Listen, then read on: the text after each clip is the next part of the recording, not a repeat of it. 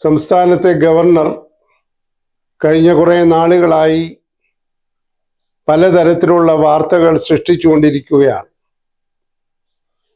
കേരളത്തിൻ്റേതെന്ന് മാത്രമല്ല, ഒരു സംസ്ഥാനത്തിൻ്റെയും ഗവർണർമാർ ഈ തരത്തിലുള്ള അസാധാരണമായിട്ടുള്ള പ്രതികരണ രീതികൾ കൊണ്ട് ഇത്രയേറെ വാർത്താ പ്രാധാന്യം നേടിയെടുത്തിട്ടില്ല. അറിയുന്നിടത്തോളം ഇപ്പോഴത്തെ ഗവർണർ ശ്രീ ആരിഫ് മുഹമ്മദ് ഖാൻ ഏതാണ്ട് ഒരു വർഷത്തിൽ അധികം മാത്രമേ ഇനിയും കാലാവധി പൂർത്തീകരിക്കാനായിട്ടുള്ളൂ. കഴിഞ്ഞ 1-2 വർഷങ്ങളായി അദ്ദേഹം പല തരത്തിലുള്ള പെരുമാറ്റ രീതികൾ കൊണ്ട് സവിശേഷമായ ശ്രദ്ധ മാധ്യമങ്ങളുടെയും പൊതുസമൂഹത്തിൻ്റെയും പിടിച്ചുപറ്റിക്കൊണ്ടിരിക്കുകയാണ്. ഒടുവിലായി വന്നപ്പോൾ ഭരണ സംവിധാനവുമായുള്ള ആക്ഷരികമായിട്ടുള്ള ഭരണ സംബന്ധമായ ഏറ്റുമുട്ടലുകൾ ഉണ്ടായപ്പോൾ സംഗതികൾ കൂടുതൽ വഷളായി എന്ന് തന്നെ പറയാം. നമുക്കെല്ലാവർക്കും അറിയാവുന്നതുപോലെ ഗവർണർ എന്ന് പറയുന്നത് ഭരണഘടനാപരമായി സംസ്ഥാനത്തിൻ്റെ അധിപനാണ്. കേന്ദ്ര ഗവൺമെന്റ് നിയമിച്ചാക്കുന്നയാളാണ് എല്ലാ സംസ്ഥാനങ്ങളിലും ഗവർണർ സ്ഥാനത്തിരിക്കുന്നത്.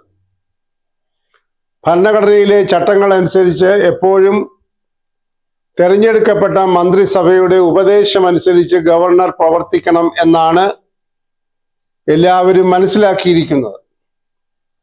എന്നാൽ ശ്രീ ആരിഫ് മുഹമ്മദ് ഖാൻ ആകട്ടെ സർക്കാർ എടുക്കുന്നതായിട്ടുള്ള ചില തീരുമാനങ്ങൾ, നിയമസഭയിൽ വ്യവസ്ഥാപിതമായി പാസാക്കുന്ന ചില നിയമങ്ങൾ, ഇതൊക്കെ പതിവിന് വിപരീതമായി ഒപ്പിട്ട് കൊടുക്കാതെ വെച്ച് താമസിപ്പിക്കുകയും അതിൻ്റെ വിവിധ വശങ്ങളെ സംബന്ധിച്ച് അപ്പോഴപ്പോഴായി ഗവൺമെന്റിൽ നിന്ന് വിശദീകരണം ആവശ്യപ്പെടുകയും ചെയ്തുകൊണ്ടിരിക്കുകയാണ്.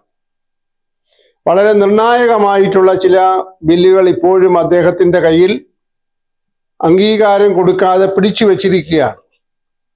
അത് സംബന്ധിച്ച് സംസ്ഥാന ഗവൺമെന്റ് സുപ്രീം കോടതിയിൽ വരെ നിയമപരമായ പരിഹാരത്തിനായി പോയിക്കൊണ്ടുവരിക്കുന്നു. ഇതൊന്നും മുൻപൊന്നും കേട്ടിട്ടില്ലാത്ത വിധത്തിലുള്ള ഒരു അത്യഭൂതപൂർവമായ സാഹചര്യമാണ്. ഒരു ഗവൺമെന്റും ഭരണാധിപൻ എന്ന കണക്കാക്കപ്പെടുന്ന ഗവർണറും തമ്മിൽ ഈ തരത്തിൽ സംഘർഷമുണ്ടാകുമ്പോൾ ഭരണസിരാ കേന്ദ്രത്തിൽ ഏറെ പ്രതിബന്ധങ്ങൾ ഉണ്ടാകും. ഒരു പക്ഷേ അപരിഹാര്യമായിട്ടുള്ള ചില നഷ്ടങ്ങളും ഉണ്ടായി എന്ന് വന്നേക്കാം.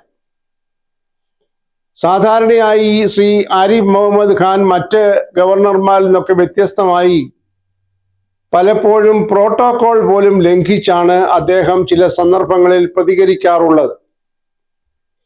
നിയമങ്ങൾ പിടിച്ചു വയ്ക്കുന്നത് ഒരു ഭാഗത്ത്, എന്നാൽ അദ്ദേഹം ചില സന്ദർഭങ്ങളിൽ പരസ്യമായി പ്രതികരിക്കുന്നത് പോലും മുൻപൊരിക്കലും കണ്ടിട്ടില്ലാത്ത വിധവും മറ്റൊരു ഗവർണർമാരും ചെയ്യാത്ത വിധവുമാണ്.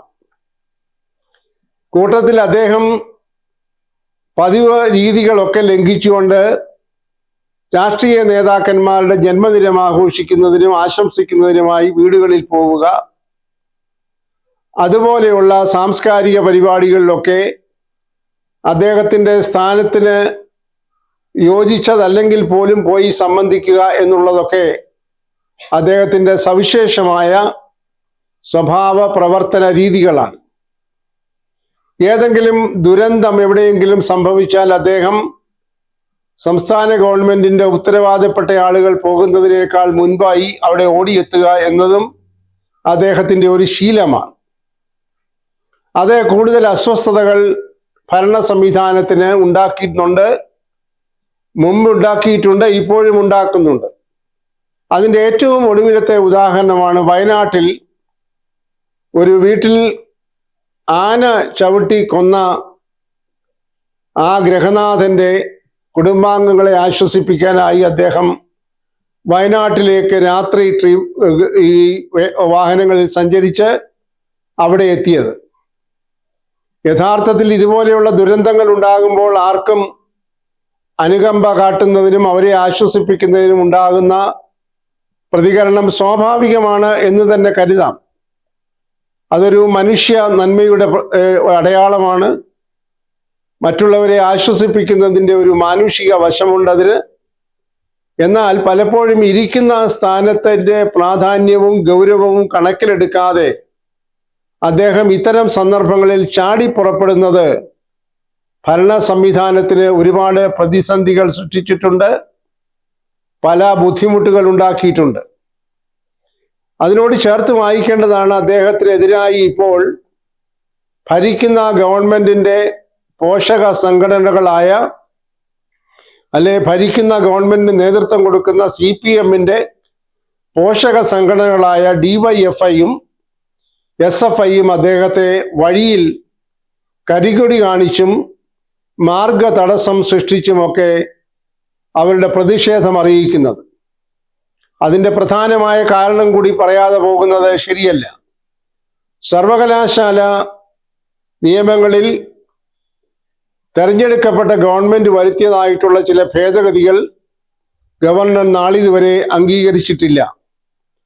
അതോടൊപ്പം തന്നെ ഗവർണറിൽ നിക്ഷിപ്തമായ ചാൻസലർ എന്ന അധികാരം ഉപയോഗിച്ചുകൊണ്ട് സെനറ്റിലേക്കും അതുപോലെ തന്നെ മറ്റു ചില സമിതികളിലേക്കുമൊക്കെ ആളുകളെ നാമനിർദ്ദേശം ചെയ്തിരിക്കുകയാണ്. ഇതിൻ്റെ എല്ലാം പ്രതിഷേധമായിട്ടാണ് ഗവർണറുടെ സഞ്ചാരപാതയിൽ DYFIക്കാരും SFIക്കാരും കരിങ്കൊടി കാണിച്ച് പ്രതിഷേധം അറിയിക്കുകയും ചിലപ്പോഴൊക്കെ വാഹനത്തിൽ പോയി തട്ടുകയും മുട്ടുകയും ഇടിക്കുകയും ഒക്കെ ചെയ്യുന്നത്. അതിൻ്റെ പരിധി ലംഘിച്ചപ്പോഴാണ് അദ്ദേഹം തന്നെ ആവശ്യപ്പെട്ടതനുസരിച്ച് പരോക്ഷമായി കേന്ദ്ര ഗവൺമെന്റ് ഇടപെടുകയും അദ്ദേഹത്തിന് Z+ സുരക്ഷ നൽകി അദ്ദേഹത്തിൻ്റെ സുരക്ഷ CRPFനെ ഏൽപ്പിക്കുകയും ചെയ്തിരിക്കുന്നത്. എന്നാൽ അങ്ങനെ ചെയ്തതിന് ശേഷവും ഈ പ്രതിഷേധത്തിൻ്റെ ശബ്ദം അടങ്ങിയിട്ടില്ല. അപ്പോൾ അദ്ദേഹം പലപ്പോഴും ഒരിക്കലും ആരും ചെയ്തിട്ടില്ലാത്ത വിധം വഴിയിൽ അദ്ദേഹത്തിൻ്റെ വാഹനം പതിവില്ലാതെ നിർത്തി വാഹനത്തിൽ നിന്ന് പുറത്തിറങ്ങി പ്രതിഷേധിക്കാൻ വരുന്നവരോട് ആക്രോശിക്കുന്ന ചില രംഗങ്ങൾ പൊതുവെ കണ്ടുകൊണ്ടിരിക്കുകയാണ്. ഒരിക്കലും ഭൂഷണമല്ല ഒരു ഗവർണറെ സംബന്ധിച്ചിടത്തോളം. അഭിപ്രായ വ്യത്യാസമുള്ളവർ ജനാധിപത്യ സംവിധാനത്തിൽ പലതരത്തിൽ പ്രതിഷേധിക്കും. അതിനോടൊക്കെ പ്രതികരിക്കാനായി ഇത്രയും ഉന്നത സ്ഥാനത്തിരിക്കുന്ന ഗവർണറോ മുഖ്യമന്ത്രിയോ മറ്റ് മന്ത്രിമാരോ ശ്രമിക്കുന്നത് ഒരിക്കലും ആശാസ്യമല്ല. ഏതായാലും ശ്രീ ആരിഫ് മുഹമ്മദ് ഖാന്റെ ഈ തരത്തിലുള്ള പ്രതികരണങ്ങൾ അദ്ദേഹത്തെക്കുറിച്ചുള്ള മതിപ്പിലേറെ കുറവ് വരുത്തിയിട്ടുണ്ട് എന്നും നാം കാണേണ്ടിയിരിക്കുന്നു. അദ്ദേഹം ഈ ഗവൺമെന്റിന്റെ ദൈനംദിന പ്രവർത്തനങ്ങളിൽ കൂടുതൽ ശുഷ്കാന്തി കാണിക്കുന്നു എന്ന് വരുത്തുവാനുള്ള ഒരു ശ്രമമാണോ, അതുവഴി ഗവൺമെന്റിന്റെ പ്രതിച്ഛായയ്ക്ക് മങ്ങലേൽപ്പിക്കുകയാണോ എന്നൊക്കെ സംശയിച്ചു തുടങ്ങിയിട്ടുണ്ട്. ഗവൺമെന്റ് ഇടപെടുന്നതിനേക്കാൾ മുൻപേ ഞാൻ ഇടപെടുന്നു എന്ന് വരുത്തി തീർക്കി അദ്ദേഹത്തിന് ഒരു ജനകീയ മുഖമുണ്ടാക്കി ഒരു ജനങ്ങളോടൊപ്പം നിൽക്കുന്ന ഒരു ജനസമ്മതിയുള്ള നേതാവാണ് എന്നൊക്കെ വരുത്താനുള്ള ശ്രമം പലപ്പോഴും തിരിച്ചടിക്കുകയാണ്. സ്വാഭാവികമായി അകാല ചരമങ്ങൾ അപകട മരണങ്ങൾ ഉണ്ടാകുന്നിടത്തൊക്കെ അദ്ദേഹത്തിന്റെ അനുകമ്പ അറിയിക്കാൻ വിവിധ മാർഗങ്ങളുണ്ട് വ്യവസ്ഥാപിതമായി.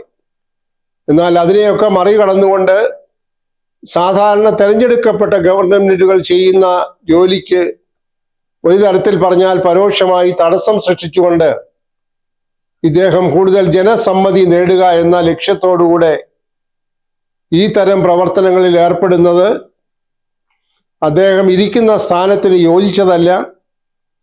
കുറെ കൂടെ അവധാനതയും പക്വതയും ഇരിക്കുന്ന സ്ഥാനത്തെക്കുറിച്ചുള്ള ബോധവും സ്വയ ബഹുമാനവും കാട്ടേണ്ടതുണ്ടോ എന്ന് ആരെങ്കിലും സംശയിച്ചു പോയാലും അവരെ കുറ്റപ്പെടുത്താനാവുകയില്ല. എന്തായാലും താല്പര്യമില്ലാത്ത ഒരു ഗവൺമെന്റിനോടുള്ള പ്രതികാരം ഈ തരത്തിൽ ഗവൺമെന്റ് ചെയ്യേണ്ട കാര്യങ്ങളിൽ ഇടപെട്ടുകൊണ്ട് ഇദ്ദേഹം ചെയ്യുന്നു എന്ന് വരുത്തി തീർക്കുന്നത് ഒരു ജനാധിപത്യ സംവിധാനത്തിന് ആശാസ്യമല്ല. അത് അദ്ദേഹത്തെ സംബന്ധിച്ചിടത്തോളം തിരുത്തേണ്ടത് തന്നെയാണ്. വ്യവസ്ഥാപിതമായ മാർഗങ്ങളിലൂടെ തൻ്റെ ഉത്തരവാദപ്പെട്ട സ്ഥാനത്തിൻ്റെ അന്തസ്സും മാന്യതയും അദ്ദേഹം കാത്തു സൂക്ഷിക്കേണ്ടതും ഈ കാലഘട്ടത്തിൻ്റെ അനിവാര്യതയാണ്.